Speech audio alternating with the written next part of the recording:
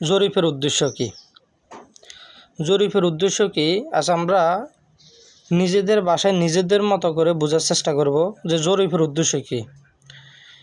জরিপের উদ্দেশ্য হলো, ধরেন দুই ব্যক্তির মধ্যে জমির সীমানা নিয়ে বিরোধ সৃষ্টি হলো বা ঝামেলা সৃষ্টি হলো।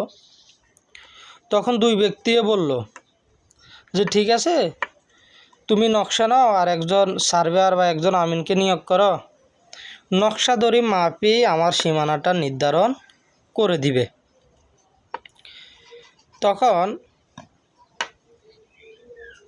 এই দুই ব্যক্তি একজন সার্ভেয়ারকে নিয়োগ করলো, জমিটা পরিমাপ করে বা জরিপ করে সীমানাটা নির্ধারণ করবে। এখানে জরিপ কেন করবে বা জমিটা পরিমাপ কেন করবে? সীমানা নির্ধারণের জন্য। তো এখানে সীমানা নির্ধারণটা কি উদ্দেশ্য? জরিপের উদ্দেশ্য হচ্ছে কি সীমানা নির্ধারণ করা। যদি এই সীমানা নিয়ে বিরোধ না থাকে তাহলে তো জমি জরিপ করার বা পরিমাপ করার কোনো প্রয়োজন নাই। জরিপ এমনকি করার উদ্দেশ্য হচ্ছে কি সীমানাটা নির্ধারণ করা।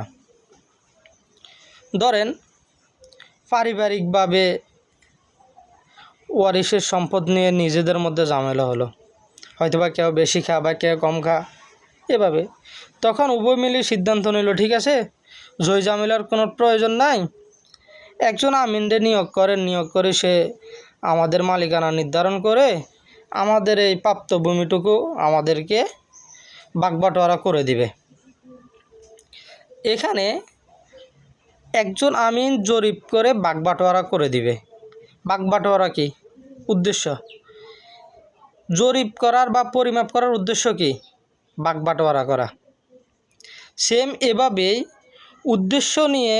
যেই উদ্দেশ্য নিয়ে যতবার জরিপ হবে ওই উদ্দেশ্যটা হচ্ছে জরিপের উদ্দেশ্য।